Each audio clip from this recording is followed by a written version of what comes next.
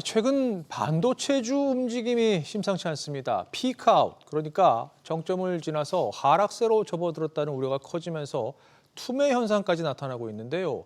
이 반도체주의 흔들림은 주기적으로 고개를 드는 이 AI 거품론과 직결돼 있습니다.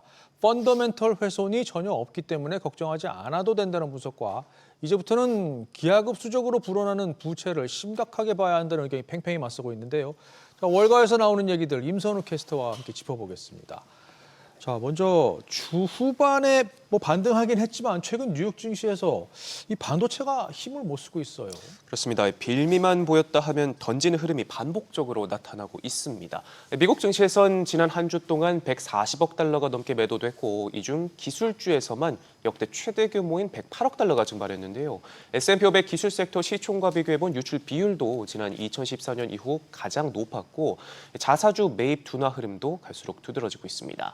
그리고 지난주 금요일장이었죠. 이날 하루 동안 반도체에서 우리 돈 2천조 원이 넘는 시가총액이 증발해 정점을 찍더니 흐름은 이번 주까지 이어지면서 변동성이 크게 달했습니다.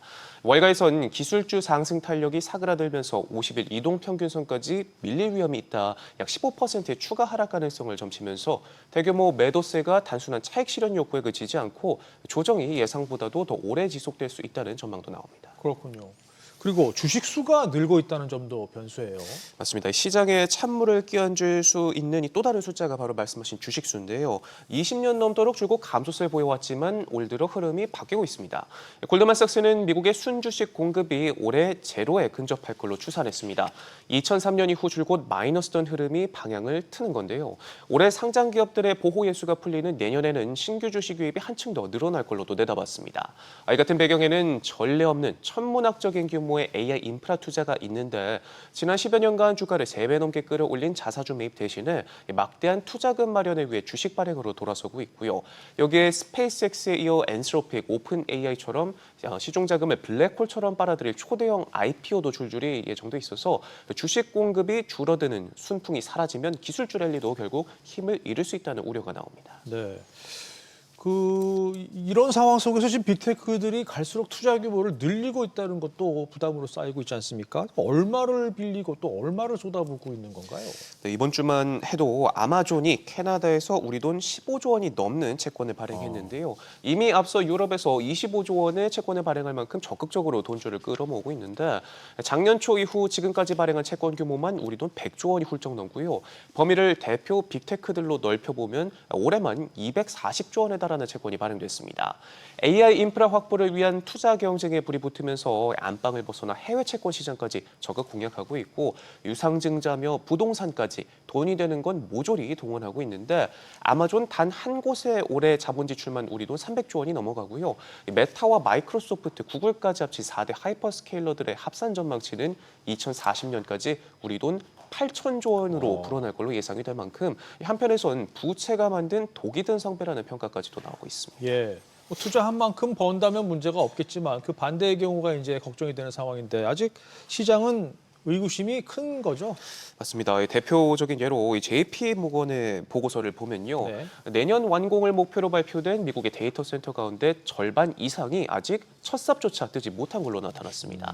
공급망 이슈부터 인허가 분쟁, 여기에 전력 확보 이슈까지 겹친 데다 전례가 없는 사이즈를 구상하다 보니 시스템 영향을 평가하는 과정도 복잡해서 실제로 얼마나 많은 데이터 센터가 현실화될지 절차가 사실상 마비된 상태라는 진단까지도 나오고 있는데요.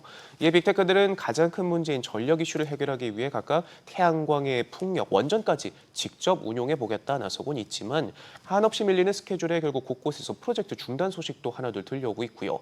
이런 와중에 브로드컴에 이어 이번 주 오라클까지 성에 안 차는 실적에 자금 조달은 또 늘리면서 매출 전망치는 그대로 나타나자 시장에선 밑빠진 독에 물 붓는 것 아니냐 우려의 목소리가 커지고 있습니다. 예. 사실 이 AI 경쟁이라는 게 기술 경쟁이 돼야 되는데 현재 상황을 보면은 실탄을 누가 더 많이 빠르게 확보하느냐 이 쩐의 전쟁이 된 것 같은 느낌도 듭니다. 맞습니다. 지난 한 해 동안 5대 빅테크가 발행한 회사채 규모는 우리 돈 180조 원이 넘는데 네. 5개년 평균의 4배가 넘고요. 기술 섹터 전체가 향후 3년간 감당해야 할 신규 부채 규모는 2,200조 원으로 추산되고 있습니다. 그런데 더 큰 문제는 재무제표 밖으로 숨긴 고정비 레버리지에 있습니다. 오라클과 메타, XAI, 코어웨이브 등이 특수목적법인을 통해 장부의 금융으로 조달한 부채 규모는 이미 180조 원에 달하는데 이 부채를 인수하는 3호 대출 시장이 비대해지면서 수익화 전환이 지연될 경우 이 금융 시스템 전체 약점으로 작용할 수 있다는 경고로 나옵니다. 특히 리스와 특수목적법인을 활용한 자금 조달 구조는 수요가 꺾일 때 비용이 즉각 줄지 않은 고정비 레버리지로 작동해서 이 다운사이드를 급격히 키울 수 있습니다.